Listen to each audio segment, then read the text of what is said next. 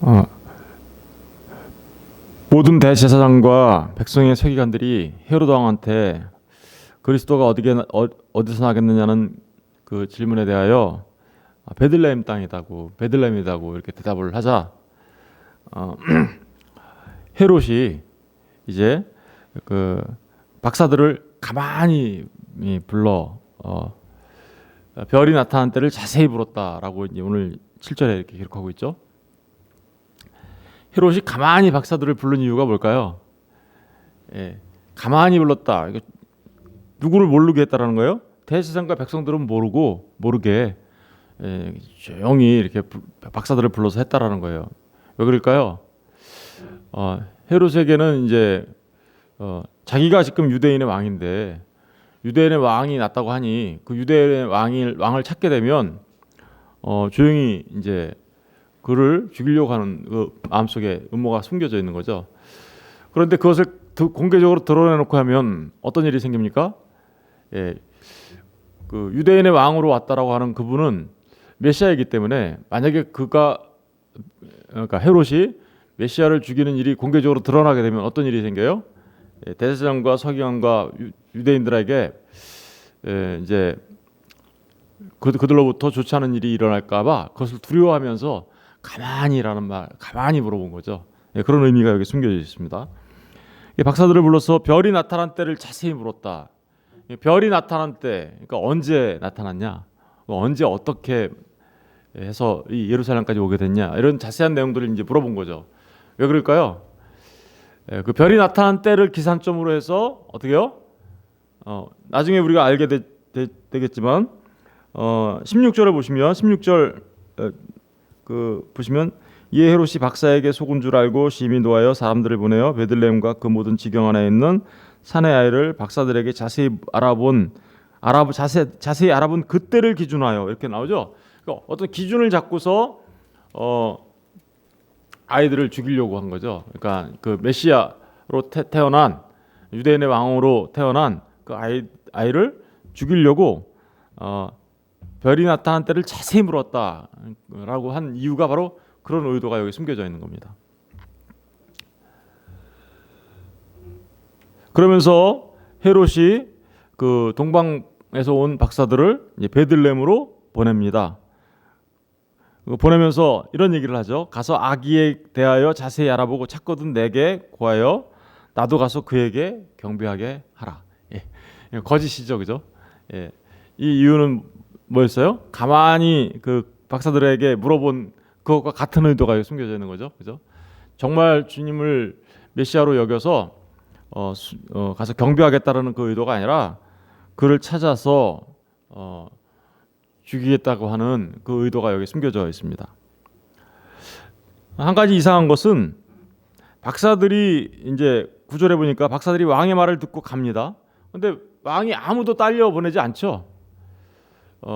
왕은 왜 아무도 딸려 보내지 않았을까요? 그 왕은 이제 헤롯은 그렇게 생각한 거죠. 박사들이 아무런 의심 없이 자기의 그 말에 속아서 가는 걸로, 그죠? 그리고 헤롯은 당연히 이 박사들이 나중에 자기에게 돌아와서 그런 이야기를 해줄 것이라고 이제 믿었던 겁니다. 그런데 더 이상한 일이 있어요. 지금 베들레헴에서 누가 태어나는 거예요? 메시아가 유대인의 왕으로서 태어나신 거잖아요. 그렇다면 대제사장과 서기관들은 어떻게 하나요? 자신들이 그토록 기다렸던 메시아잖아요. 그러면 그들은 당연히 동방 박사를 따라갔어야 되는 거죠. 그런데도 불구하고 아무도 동방 박사를 따라가지 않습니다. 헤롯 왕도 아무도 딸려보내지 않았을 뿐만 아니라 대제사장과 서기관들도 동방 박사들을 따라가지 않습니다. 여러분, 이런 얘기들은 정말 자연스러운 일이에요. 어떻게 보면. 왜냐하면 요한복음 1장에 가서 보면 참빛이 세상에 왔다. 참빛이 세상에 와서 그 빛이 자기 백성들한테 왔는데 그 백성들이 아무도 영접하지 않더라라는 기사가 있거든요. 우리 한번 가서 보실래요? 요한복음 1장. 요한복음 1장 9절. 1장 9절부터 한번 읽어볼게요. 참빛 곧 세상에 와서 각 사람에게 비추는 빛이 있었나니 그가 세상에 계셨으며 세상은 그로 말미암아 지은 바 되었으되 세상이 그를 알지 못하였고 자기 땅에 오매 자기 백성이 영접하지 아니하니. 예. 자기 땅에 그 참빛 대신 세상을 지으신 창조주 하나님께서 오셨는데 아무도 그를 영접하지 않아요. 그런데 어떻게 영접하는 사람들이 있죠? 12절에 보니까 영접하는 자 곧 그 이름을 믿는 자들에게는 하나님의 자녀가 되는 권세를 주셨으니 이는 혈통으로나 육종으로나 사람의 뜻으로 나지 아니하고 오직 하나님께로부터 난 자들입니다. 이런 주님을 영접하는 사람들은요. 그러니까 보세요. 내가 메시아를 기다려요. 메시아를 대망하고 있어요. 라고 말했던 대제사장과 서기관과 이런 사람들은요. 주님이 지금 메시아가 왔다라고 하는데도 아무런 관심이 없어요. 영접하지 않아요. 그런데 진짜 영접하는 사람들은 누구예요? 예, 하나님께로부터 난 자들이에요. 그들은 혈통으로나 육종으로나 사람의 뜻으로 나지 않아요. 하나님께서 거듭나게 하신, 그래서 새로운 피조물로 만들어주신, 그들에게 믿음을 선물로 주신 사람들만, 그들만 주님을 영접합니다. 우리 다시 이제 마태복음으로 돌아가면, 박사들이 왕의 말을 듣고 이제 예루살렘으로 베들레헴으로 갑니다. 그래서 막 가려고 하는데 9절에 보니까 동방에서 보던 그 별이 문득 앞서 인도하여 가다가 이제 베들레헴으로 이제 가려고 하는 거죠. 가려고 했는데 그동안에 별이 잠깐 사라졌었어요. 그죠? 그런데 다시 베들레헴으로 가려고 하는 그 별이 나타나게 되었습니다. 별이 다시 나타났어요. 예. 여러분, 하나님께서는 이렇게 하나님께서 세우신 하나님의 사람들을 하나님께서 목적하신 그곳으로 인도해 가십니다. 동방 박사들을 이렇게 별을 통하여 주님이 계신 그 베들레헴으로 인도해 갔듯 하나님께서는 하나님의 사람들을 이런 식으로 인도해 가십니다. 이스라엘 백성들을 하나님께서 어떻게 했어요? 낮에는 구름 기둥, 밤에는 불 기둥으로 인도하시면서 그 약속의 땅 가나안 땅까지 인도하셨던 것처럼 하나님의 백성들을 인도해 가십니다. 뿐만 아니라 오늘날도 성도들을 성령을 통하여 인도해 가십니다. 이 모든 것은 하나님의 백성들과 하나님이 함께 하신다라는 임마누엘의 하나님을 드러내는 증거들입니다. 그렇죠? 하나님께서 함께 하시는 증거들.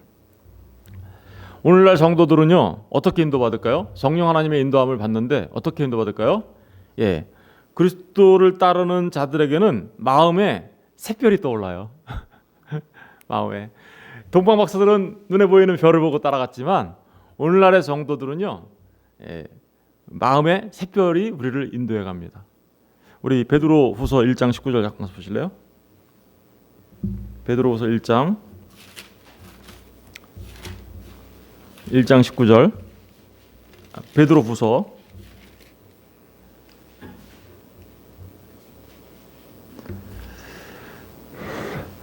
1장 19절을 다 같이 읽어볼게요. 시작.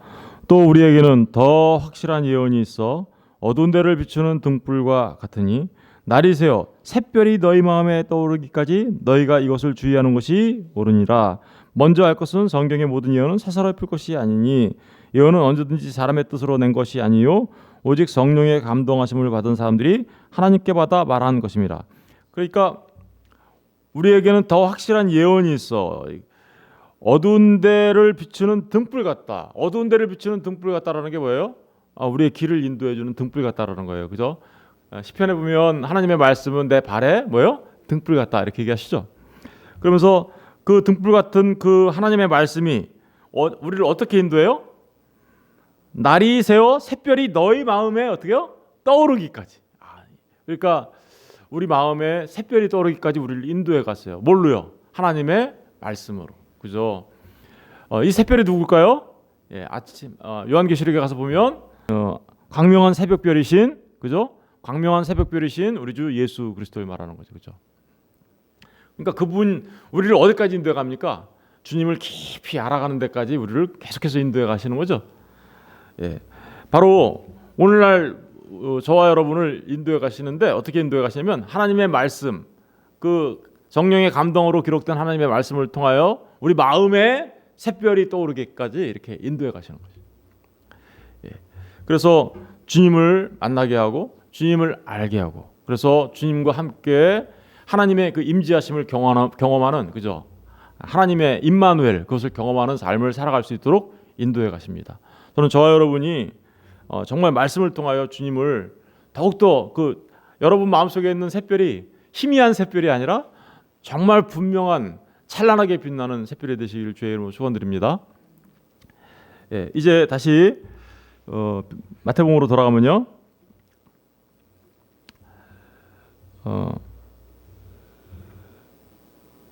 그 별이 문득 인도하여 가다가 누구 앞에까지 갔어요? 악이 있는 곳. 그렇죠. 우리 하나님의 말씀이 우리를 어디까지 인도해 가시냐면 꼭 주님을 꼭 만날 때까지, 그죠? 우리 주 메시아를 만날 때까지 인도해 가십니다. 근데 악이 있는 곳에 머물러 서 있는지라 그들이 별을 보고 매우 크게 기뻐하더라. 그렇죠. 주님을 만나는 그 인도함을 경험하는 사람들은요, 이렇게 기쁨의 삶을 살아갈 수밖에 없어요. 날마다 하나님의 말씀을 묵상하고 하나님의 말씀을 따라서 그 인도를 받아 살아가는 사람들은요, 이렇게 기뻐하며 즐거워하는 삶을 살아가게 되는 것입니다. 사실은 우리가 이 세상은 어둠과 같은 세상이어서 우리가 하나님을 온전히 알고 그곳에서 기쁨을 찾아가기가 쉽지가 않습니다. 그런데 그 말씀의 빛이 우리를 비추어 줬을 때, 우리가 그 말씀을 통하여 주님을 만났을 때 정말 우리의 인생이 기쁘고 기쁜 그런 인생으로 바뀌어감을 이 말씀을 통해서도 우리가 알 수 있는 것이죠. 저는 저와 여러분이 정말 주님을 통해서, 말씀을 통하여서 이 기쁘고 기쁜 삶을 살아가시는 하나님의 사람들 되시기를 축원드립니다. 11절에 가서 보니까요, 집에 들어가 아기와 그의 어머니 마리아가 함께 있는 것을 보고, 집에 들어갔어요. 이제 그 별이 어디에 있어요? 거기 이제 아기 예수가 있는 그곳에 머물러 있으니까 그 집에 들어갔습니다. 들어갔더니 누가 있어요? 그의 어머니 마리아와 아기가 함께 있는 걸 봤죠. 그런데 누구를 경배했습니까? 아기께 경배했다고 나오죠. 마리아를 경배한 게 아니죠. 이런 부분들을 우리가 잘 눈여겨봐야 합니다. 마리아는 우리의 경배의 대상이 아닙니다. 그죠? 우리가 경배할 유일한 분은 우리 주 예수 그리스도 한 분뿐입니다. 하나님과 우리 사이의 중보자 되시는 분은 사람으로 이 땅에 오신 그리스도 예수 한 분뿐이십니다. 이런 부분들을 정말 이런 말씀 속에서도 우리가 분명하게 발견할 수 있잖아요. 그죠? 그런데 마리아를 경배하라고 이렇게 하는 거는 정말 그것은 우상을 숭배하는 거죠. 마리아를 사랑하고 존경하는 거는 뭐 우리가 얼마든지 그럴 수 있는 거지만 마리아는 우리의 경배의 대상은 아닙니다. 우리가 경배할 분은 누구뿐이 없어요? 우리가 무릎 꿇어야 될 분은 누구밖에 없어요? 예수 그리스도 한 분뿐이시라는 것을 지금 보여주고 있는 것입니다. 그런데 그 아기를 보고 아기께 경배하고 뭘 드렸대요? 보배압을 열어 황금과 유향과 몰약을 예물로 드렸다. 이렇게 나오죠. 여러분, 우리가 경배할 때 먼저 누구를 드리는 거예요? 경배하는 거는 우리 자신들을 먼저 드리는 거예요. 순서가 그렇게 돼 있죠. 아기께 경배하고 예물을 드리지, 예물을 드리고 경배하는 게 아니에요. 그렇죠? 진짜 하나님께서 기뻐 받으시는 것은 누구예요? 우리 자신들의 경배예요. 그죠? 이런 부분들을 우리가 깊이 깨달아 알아야 합니다. 예배를 드리는데, 하나님 앞에 예배 드리는데 와서 예물은 드릴지 아는데 자기 자신을 드릴지 모른다면 그건 온전한 예배라고 말할 수가 없습니다. 로마서 12장에 가면 너희는 너희 몸을 거룩한 산 제물로 드려라 라고 얘기하죠. 그 거룩한 산 제물로 드리는 것은 예배 때 한순간만 드리는 게 아니라 너희는 이 세상을 살아가는 동안에 하나님의 기쁘시고 온전한 뜻이 무엇인지 분별하는 삶을 통하고, 그래서 하나님께서 기뻐하시는 그 뜻에 따라 살아가는 그 삶 자체가 산제물로 드리는 예배야 라고 얘기하죠. 그러니까 한번 생각해 보세요. 동방 박사들이 주님을 경배했다라는 것은 그 순간만 경배한 게 아니죠, 사실은. 별의 인도하심을 따라서 주님 그 메시아를 찾아오는 그 모든 과정들도 어떻게 보면 주님을 경배하는 마음으로 찾아온 거잖아요. 왕을 진짜 만나고 싶다, 그죠? 그러니까 그들의 삶 전체가 사실은 경배였고요. 그 경배가 주님을 만나자 그들 주님 앞에 온전하게 무릎을 꿇는 경배를 하고 있다라고 우리가 봐야 하는 것이죠. 이 동방 박사가 경배한 이 경배는 프로스키네오라고 하는데요. 신에 대한 예배를 드릴 때 쓰는 단어예요. 이 단어는. 그러니까 동방 박사가 바로 적어도 오늘날 우리가 알고 있는 것처럼 이 예수님이 완전하신 하나님, 완전하신 사람, 그리고 삼위일체 하나님의 이 하나님이시라는 것을 우리처럼 알고 있었는지는 모르겠어요. 그러나 그들은 분명히 알고 있었죠. 그분이 바로 곧 유대인의 왕이요, 뭐라고요? 메시아이신 것을. 그래서 그 메시아 앞에 무릎 꿇었다는 얘기는 바로 동방에서 자신들의 신에게 이렇게 경배했던 그 경배, 신에게 경배했던 그 자세로 지금 경배하고 있다라는 것을 말하고 있는 겁니다. 그리고 나서 자신들을 내가 당신께 우리 자신들을 드립니다, 경배합니다라는 것을 이제 확증하고 드러내는 그 모습이 뭐예요? 예물을 드리는 모습이었던 거죠. 그러니까 정말 주님을 경배하는 사람들은요, 자기 자신을 드리고 또 주님께서 기뻐하시는 예물들을 드린다라는 사실을 우리가 알 수 있는 것이죠. 여러분, 한 가지 더 생각해 보면 이 동방 박사들은요, 지금 내가 유대인의 왕이라고 말했던 헤롯한테는 경배했어요, 안 했어요? 안 했어요. 그 궁궐에 대궐 같은 궁궐에 있던 헤롯한테는 경배하지 않았어요. 그런데 지금 베들레헴의 그 가난한 어머니와 그죠, 가난한 집에 있는 그 집에 찾아와 가지고는 어때요? 주님께 경배를 해요. 진짜 왕이시죠. 사실은 모든 것을 갖고 계신 부유하신 분이세요, 그죠? 근데 그분이 그렇게 가난한 모습으로 되심은 바로 가난한 저와 여러분을 부욕해 하시기 위한 의미가 그 안에 숨겨져 있는 거죠. 우리 고린도후서 8장 잠깐 볼게요. 고린도후서 8장. 고린도후서 8장.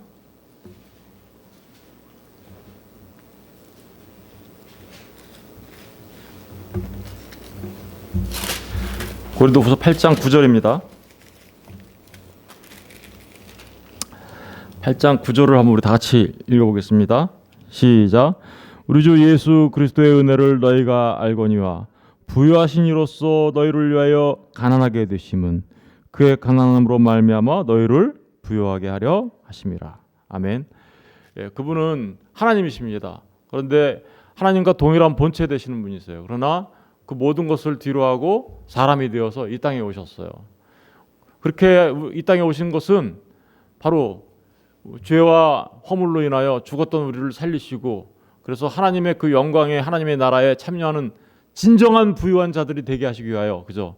가난한 우리를 부욕해 하시기 위하여 그분이 어떻게 해요? 그 부유하신 분이 가난하게 이 땅에 오셨습니다. 그런데 동방 박사들은 어떻게 하고 있어요 지금? 그 겉모습은 그렇게 초라한 집에 가난한 어머니 아래서 있는 그 아기의 기술을 보고 그 대궐 같은 궁궐에 있던 헤롯에게도 경배하지 않았던 그들이 누구 앞에 지금 무릎 꿇고 있어요? 예수 그리스도 앞에 무릎 꿇고 있는 것이죠. 이게 바로 그들은 예수 그리스도를 온전히 알아본 거죠. 그러니까 바로 이러한 모습이 진정한 경배의 모습이고요, 예배의 모습입니다.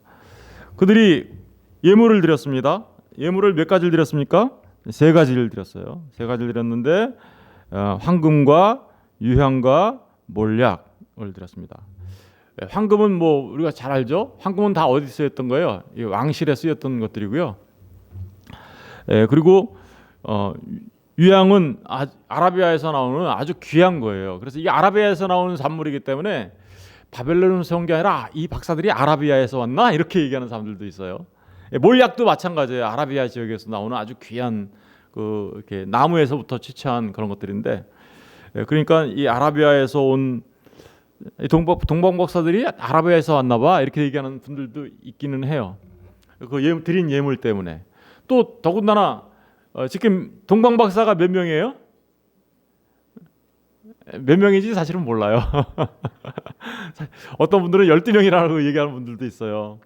그런데 이제 이 예물 드린 게 세 가지니까 세 분이 왔을 거다. 그래서 세 사람의 동방 박사라고 우리가 이렇게 얘기하는 것뿐이지 사실은 몇 명이 왔는지는 정확하게는 우리가 알 수가 없어요. 다만 분명한 것은 그 찾아온 동방 박사들이 세 가지 예물을 드렸다라는 것은 분명한 사실이죠, 그죠? 우리가 말씀을 통하여 이 세 가지 예물에 대하여 사람들이 여러 가지로 이렇게 해석하려고 해요. 그동안에 이제 우리 역사적으로 보면 이레니우스라는 우리 믿음의 선배, 그리고 이제 종교 개혁자들은 이제 존 칼빈이나 이런 분들도 세 가지 그 황금과 유향과 몰약에 대하여 어떤 특별한 의미를 이렇게 부여하려고 해요. 그런데 사실은 엄밀히 말하면 황금과 유향과 몰약에 대한 그 의미를 우리가 성경이 이렇게 뒷받침해서 정확하게 설명하고 있지 않기 때문에 단정적으로 말하기는 좀 어려워요. 이게 무엇이다라고. 그러나 우리가 일반적으로 그 믿음의 선배들이 얘기했던 내용들을 잠깐 소개해드리면 이레니우스나 칼빈이나 이런 분들은 조금씩 다르긴 하지만 그들의 이렇게 공통점을 보면 황금은 우리 주 예수 그리스도께서 왕이신 것을 상징하는 거다. 저는 그 말에 공감해요. 저는 주님이 누구세요? 진정한 왕이시잖아요, 그죠? 그래서 저는 그 황금을 드렸다는 것은 주님이 왕이다라는 의미가 있고요. 그리고 유향이라는 것은 이렇게 향을 피워서 위로 올리는 거잖아요, 그죠? 이게 사실은 금향단 정소에 들어가면 정소에 보면 분향단이 있잖아요. 금으로 만들어진 건데 이 금향단에도 사실은 피를 뿌려요. 뿔이 있어가지고 피를 뿌리고 그래서 그걸 통해서 죄사함을 받게 되는 그 일을 하는 것과 동일한 역할을 하는데 향을 피워서 올립니다. 그것은 그러니까 누가 하는 일이에요? 그런 일들은 정소 안에서 하는 일들은 누가 해요? 제사장들이 하는 거잖아요. 그러니까 이 유향은 우리 주 예수 그리스도께서 대제사장으로 오신 것을 나타내는 거다라고 말하는 이제 우리 믿음의 선배들이 있어요. 저 또한 이 말에 그냥 공감합니다. 왜냐하면 확실하게 이렇다라고 말할 수 있는 근거는 없지만 분명하게 우리 주 예수 그리스도께서 이 땅에 오셔서 하신 그 모든 사역들, 그죠? 사역들을 보면 왕이시고 그리고 대제사장으로서 하신 일들을 하셨기 때문에 저는 우리 믿음의 선배들이 그렇게 말한 것에 대하여 전적으로 동감합니다. 그리고 저 또한 그렇게 믿습니다. 마지막으로 몰약은 언제 사용된 건가요? 예수님이 장사되었을 때 사용되어졌던 거죠. 우리 요한복음 19장 39절 볼게요. 요한복음 19장 39절.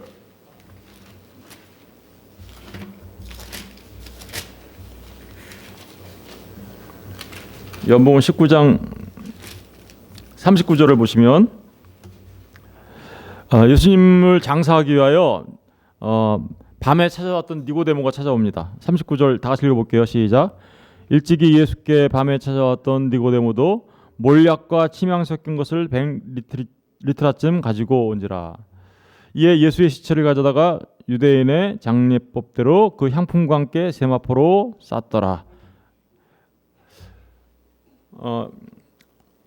예수님이 십자가에서 숨지시자 그 예수님의 시체를 달라고 한 사람이 누구였어요? 아리마대 사람 요셉이었어요. 그리고 아리마대 사람 요셉이 주님의 시체를 가져다가 장사 지내려고 했을 때 찾아왔던 사람이 누구예요? 밤에 찾아와서 너는 물과 성령으로 거듭나야 하나님 나라 들어가라고 주님이 얘기했던 누구요? 니고데모가 찾아왔어요. 뭘 들고 찾아왔나요? 몰약과 침향 섞은 걸 찾아왔다 그러죠. 이 몰약은 그러니까 언제 쓰는 거예요? 장사 지낼 때. 그러니까 동방 박사들이 찾아와서 주님 앞에 황금과 유향과 몰약을 드렸잖아요. 그 몰약은 그것도 또한 귀한 거예요. 아라비아에서 나오는 귀한 건데 이 몰약을 드렸다라는 얘기는 바로 주님의 죽음과 그저 장사되심을 예표하고 있었다고 저는 믿습니다. 그래서 주님이 이 땅에 태어나시자마자 주님이 이 땅에 오신 그 목적을 분명하게 동방박사들의 예물을 통하여 드러내고 있는 거다. 다시 말하면 주님은 모든 사람들의 대속물로 그죠? 그분은 섬김을 받으러 온 것이 아니라 섬기려 오셨는데 그 섬김의 내용이 뭐예요? 모든 사람들의 그죠? 주님이 구원하시려고 하는 하나님의 백성들을 위하여 자신을 어떻게요? 대속물로 내어주는. 그래서 주님께서 십자가에 달려 죽으시고 장사되시고 부활하시는 그 모든 일들을 이제 하시게 되는데 태어나시자마자 그 목적을 향하여 이분은 그 일을 위해서 오신 거야. 그 일을 위하여 이 땅에 오신 거야라는 것을 동방박사 예물을 통하여 분명하게 우리에게 알려주고 있는 메시지라고 저는 믿습니다. 물론 당연히 지금까지 말씀드렸던 황금과 유향과 몰약이 갖고 있는 그 의미들에 대하여 아까도 말씀드렸지만 그걸 단정적으로 얘기할 수는 없지만 주님께서 하신 그 모든 사역들을 이렇게 거꾸로 역으로 반추해 보면 그죠? 그러한 사실들이 있음을 우리는 분명하게 알 수 있습니다. 그분은 말씀을 맺습니다. 이제 그분은 그러니까 어떤 분이세요? 그분은 이 땅에 유대인의 왕으로 정말 메시아로서 오신 분이신데 그분은 왕이시고 또 우리를 하나님께로 드리려는 대제사장으로서 특별히 히브리서에 보면 멜기세덱의 반차를 쫓아 나온 아론의 반차가 아니라 멜기세덱의 반차를 쫓아 이 땅에 오신 영원하신 대제사장 그죠? 영원하신 대제사장이실 뿐만 아니라 그분은 우리를 위하여 저와 여러분을 구원하시기 위하여 부유하신 분으로 가난하게 되셨는데 그분은 자기 자신을 어떻게 해요? 십자가에 내어 죽음을 통하여 그리고 장사되시기까지 저와 여러분을 사랑하셔서 우리로 하여금 하나님 앞에 산자가 될 수 있도록 하시기 위하여 이 땅에 오셨음을 이 세 가지 예물을 통해서도 우리가 분명하게 깨달아 알 수 있다라고 믿습니다. 정말 저는 저와 여러분 모두가 그 예수님을 정말 여러분의 왕으로 믿으시고 또 여러분을 향하여 하나님 앞에 서신 대제사장으로 믿으시고 또한 십자가에 달려 죽으시기까지 여러분을 사랑하셨다는 사실을 깨달아 알아 우리의 남은 삶을 주를 위해서 살아가시는 하나님의 사람들 되시기를 주님의 이름으로 축원드립니다. 기도하겠습니다.